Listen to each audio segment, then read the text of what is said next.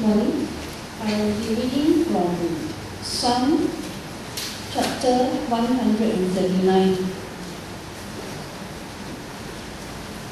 Psalm 139.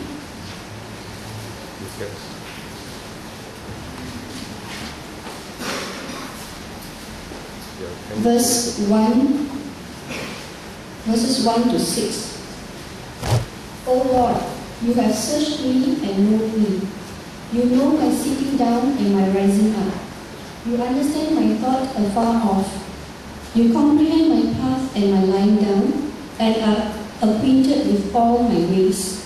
For there is not a word on my tongue, but behold, O Lord, you know it altogether. You have hedged me behind and before, and laid your hand upon me. Such knowledge is too wonderful for me.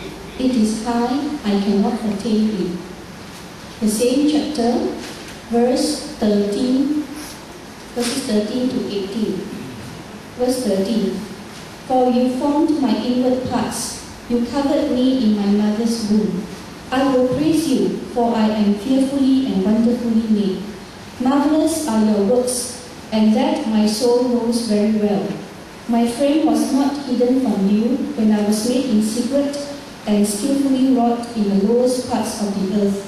Your eyes saw my substance being yet formed, and in your book they all were written, the days fashioned for me, when as yet there were none of them.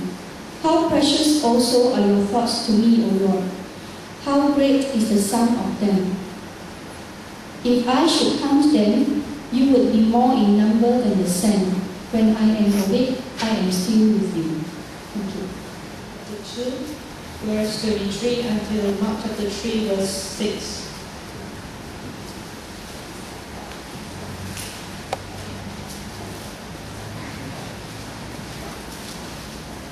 Mark chapter 2, verse 23. Now it happened that he went through the grain fields on the Sabbath, and as they went, his disciples began to pluck the heads of grain. And the Pharisees said to him, Look, why do they do what is not lawful on the Sabbath? But he said to them, Have you never read what David did when he was in need and hungry, he and those with him? How he went into the house of God in the days of the Abiathar, the high priest, and ate the showbread, which is not lawful to eat, except for the priest, and also gave some to those who were with him. And he said to them, The Sabbath was made for man, and not man for the Sabbath. Therefore the Son of Man is also Lord of the Sabbath. Chapter 3. And he entered the synagogue again, and a man was there who had a withered hand. So they watched him closely whether he would heal him on the Sabbath, so that they might accuse him. And he said to the man who had a withered hand, Step forward. And he went to them. Is it lawful on the Sabbath to do good or to do evil, to save life or to kill? But he kept silent. And when he had looked around at them with anger, being grieved by the hardness of their hearts, and he said to the man, Stretch out your hand. And he stretched it out, and his hand was restored as whole as the other. And then the Pharisees went out and immediately plotted with the Herodians against him, how they might destroy him. Thank you. Thank you.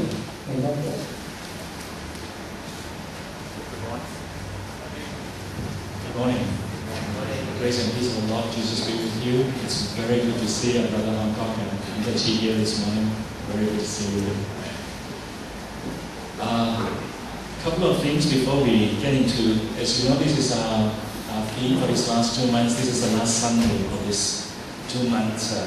So as Pastor Vincent has said, let us remember what spiritual warfare is really about. And it's about our focus on the Lord. It's not about focusing on the devil or the evil one. But before I get into the word this morning, just a couple of things I'd like to announce. Just to remind you about the Family and Parenting Workshop that's scheduled for the 3rd of September. I do hope all of you will make the effort to come. I think it'll be a very worthwhile time. I think also it'll be very useful for us as a church as we consider again family and parenting and how important it is in our lives and how important it is even to the work of the Lord for us in this church. So I want to encourage you to do that. Now we have put there that you need to sign up and you have to pay $5 for participation. We've not given you any indication as to where to pay and when to pay. We'll make arrangements for that in July. So we're asking you to register and to pay sometime in July. And I do hope as many of you will come, as many of you as possible. The other thing I'd like to make a mention of is, last week we had Parents' Day celebration. I think we had a very good Parents' Day celebration. I think it was a very good time for all of us who came together into the presence of the Lord and to enjoy His presence, to enjoy one another's presence. And there were many things that were very encouraging about that, to see our youth team leading us in worship. Was it good? Yeah? How about having them back again more often? And you know, the first 3 songs I was not familiar with, but did you feel that the first 3 songs, apparently these songs were all chosen by the youth. Did you feel that in the first 3 songs you almost wanted to sort of lift yourself up from the ground and jump a little bit? I did, and that's a very rare thing for me. And so I hope we will have this youth team, which was aided also by a couple of the young adults to lead us more in worship, to give them more experience, and also to give them the welcome to be a part of our church worship team. The other thing, and I just want to thank everyone who was involved in the Parents' Day celebration. A lot of work was done in the background. So many of you with the VCD presentations and everything. I just want to thank all who were involved in that and making it a very meaningful, very wonderful time last week in the Parents' Day. After the service, we got home and we were talking about the service, and we were talking especially about some of the faces that appeared in the DVDs, in the LCD. You remember that? We showed the mothers and then we showed some fathers as well. I just had a comment to make to Shannon, who prepared the VCDs, the DVDs. I asked him if he would change his camera. Because did you notice how clear the pictures came out? It was so clear, I never knew I had lines at places that I never knew I had. The wrinkles and everything was just, I hope it's only done once a year. Well, the other thing, my daughter and I sort of were, shall I say, shocked by it, or as we were talking about this, the both of us started saying the same thing. She was saying, I didn't know Mom, and I said, I didn't know Mom. I didn't know Mom could look good on the DVD like that. And we both were so shocked to see that she actually looked good on the DVD. And then we both looked at the other and said, but only on DVD, huh? So, however, it was a good time. It was a good time we had for all. And I understand last night there was a ladies' fellowship as well. Apparently the ladies got together, not as big a number as in the past. Maybe because there was no dinner served last night, I don't know. But I'm not just teasing. But my wife said it was a good time, the group of ladies who came together. One of the ladies, or some people said, you know, it's good to be able to get together like this, because you can be in this church for many years, but really you don't get into fellowship with too many people around you, because you come and you go. If at all you do, it's only in your cell groups.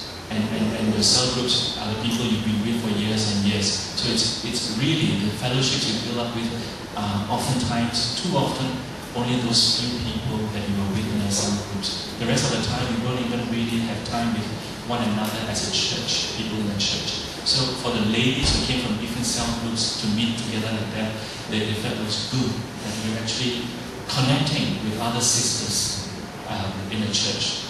And I think that's good, and I want to encourage the ladies' fellowship to continue to meet like this. But I was asked, so what about the men? Apparently one of the men said, how come we men don't have a fellowship like that? And so I'd like to say to that man, would you start the fellowship? You know, I'm sure many men, how many of you men, if you started a fellowship, you would want to be a part of that, maybe meeting at least once a month in the beginning? And not talk about cars and shares and all that, but really come together as men and enjoy the fellowship of the Lord together. I hope some of you, anyone? Nobody. Men don't really want to get together with one another. It's a good relief if you're spending too much time with your wife. Really, it's a good relief to be in the company of other men in the church. So I hope we will start that with the men's fellowship as well. incidentally, we've been having games every Sunday. You know, one of the things we thought about doing in the church to build our fellowship is to have games, which is on Sunday evenings. We start about 4:30, 5 o'clock. If it's too hot for you, come a bit later, come 5:30, 6, we'll still be around. But do come and join the games. I know that in the last few weeks we've been having a good time. Those who come. Keston? Are you awake? Good. Well, see you at 5 o'clock today. Volleyball. And we've been coming together for games. Keston has come a couple of times. The rest of you too, the young adults. Our young adults don't seem to be very much into physical exercise and games and all that. But we come together and we tend to have a good time. We also fellowship with our brothers and sisters in the Bahasa ministry as well. So it's a good time of fun and bonding. Do come together. I understand that the ladies are also talking about coming together in the evening to do line dancing as well. They're thinking of starting that. So come. We need, as a church, we really need to spend time together other than on a Sunday morning like this. And unfortunately, even when you spend time coming together like this, you're not really spending time in one another's presence. You're just sitting there and listening to the sermon. For a church, that we need to build this time. Alright? Okay. Spiritual warfare, living biblically. I think if there is one thing that you have in the last 2 weeks, last 2 months over the Sundays that we've spent on this theme, you know that what we've been trying to say to you is that when you think about this term spiritual warfare, understand that the focus is not about fighting with Satan. It's not about confronting evil powers. It's about biblical living biblically, living according to the gospel, to the Bible. And that's where our focus ought to be. It's about God. So we want to continue with that, and I just want to remind you that why we felt this theme was necessary, why we felt we wanted to address this theme in this time, was that very often we hear that when we think about spiritual warfare, we think about that aspect of spiritual warfare which much of the charismatic church, charismatic tradition has taken hold of and run off with it. What is the idea here? Historically, the term spiritual warfare within the church, historically, by historically I mean as it goes all the way back to 2,000 years ago, after Jesus' time and after Jesus' time, and with the apostles and all that. And then even as the church developed in the first few hundred years, as the church fathers, the early church leaders taught, spiritual warfare was, today we would call it the classical approach to spiritual warfare, the classical understanding to spiritual warfare. And that classical understanding, that classical approach was always about biblical living. Always about the idea that spiritual warfare is about the call for us to live according to the ways of the Bible, to live according to the faithfulness that we are called to in the Bible. But we struggle with that. We are in a battle with that. And what is that battle mainly about? I think when we started this theme 2 months ago, I asked the question, what does spiritual warfare mean to you? And I think brothers like Edmund and Brother Lee, and also I think the other one was Brother Chiu, you all say basically the same thing. It's about our struggle with the flesh. It's about our struggle with our sinful nature, that we're called to a type of living, biblical living, faithful to God, and yet within ourselves, the sinful nature is always fighting against that. And we want to go our own way, independent of God, autonomous of God, to go the way of the flesh, of the sinful nature. And in the midst of this struggle, we are told in the scriptures, that's where the devil works. That's where Satan, if at all, he works primarily through, and as we made clear through the preaching of Pastor Vincent, through Brother Morgan, the devil works through deception. The devil works through accusations in our minds. The devil works through temptations, the temptations that come our way in this world. He works through all of that, and we see therefore the focus in the classical approach of spiritual warfare is about trying to live biblically and yet knowing that it is a struggle, it is a war we're engaged in, because the devil does not want us to live according to this. Then there is the other approach, and this approach has only really come into its own, and unfortunately it's just taken over the imagination of the church in the last 30 or 40 years. I think I explained this in an earlier sermon. But really, this other approach, which in contrast to the classical approach, we could call it the deliverance approach. Do you know what I mean? The deliverance approach. Spiritual warfare is about delivering you from the demons. It's about delivering you from the hold of Satan. It's about how, because he has possessed you, how he has oppressed you, and now you're no longer yourself, and Satan has this hold, this dominion over you, and therefore you need deliverance. You need to have somehow to have things done in your life, spoken over you, prayed for, hands laid, especially better by deliverance masters, deliverance preachers who can come, who have a special knowledge, a special anointing to deliver you from the hold of the devil. And that's been the other approach, the deliverance approach. First made popular in the 60s and 70s with the coming of the charismatic movement. And then really coming into its own in the 1980s and 1990s through what is known as the third wave movement. The third wave movement is this charismatic or post-charismatic movement that believes that the Spirit of God is now working in signs and wonders. Sometimes the third wave movement is called the signs and wonders movement. How many of you have read about this? Are familiar with this movement? Names like Peter Wagner, you're familiar with that. John Wimber, you're familiar with that. So it was within those 30 or 40 years, since the 1980s, 1990s through, that this whole new approach, paradigm to spiritual warfare really took root through that movement.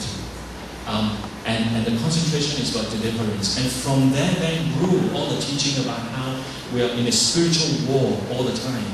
And this spiritual war involves the demons, the Satan, the devil coming into your lives, taking possession of you, bringing upon you such oppression that you cannot live properly.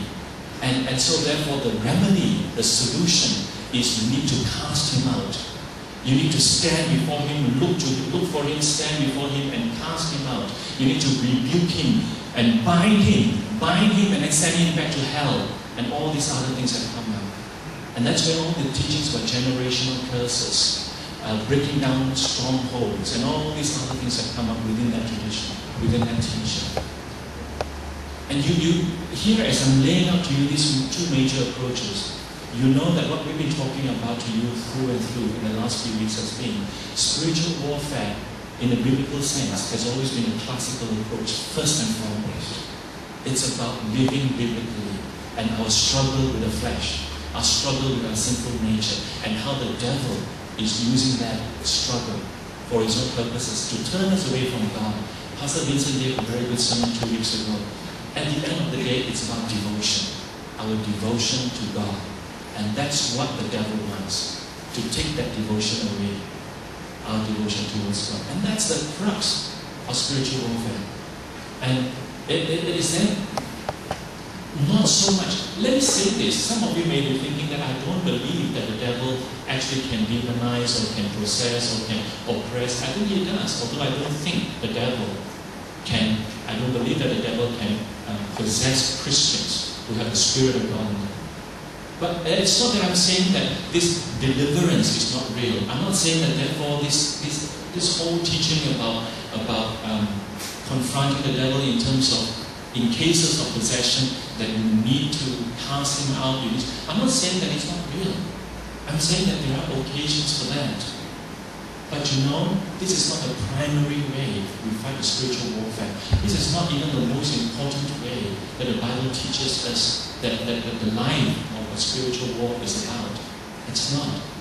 But because of the prominence of the third wave movement, because of their teachings, and because of our nature, our own natures, which are often given to animistic beliefs, supernatural beliefs, the backgrounds that we come from, we find it so much easier to follow, to take up that deliverance approach, that it's all about that, than to understand that first and foremost the Bible is concerned when it talks about the devil, when it talks about what the devil is doing in our lives. The Bible is always concerned about what we are doing as regards our sinful nature, and how the devil is always waiting to use that weakness in us through temptations, through accusations, through deception, to take us away from God, our devotion to God, our faithfulness to God. So that's really where the crux of it is. And so I want to continue with that, and because today is the last Sunday, I've been asking myself, what is the best way for us to come to a conclusion about what we've been saying, spiritual warfare, living biblically? And I want us to get back to the scriptures, and I want us to get back to the New Testament, the teachings that we receive in the New Testament. Remember that the New Testament letters, especially the letters, were written to Christians. And they were written to Christians to tell them, from now on, this is how you live. So the New Testament contains for us the most direct instructions, the most direct teachings on how we are to live as Christians.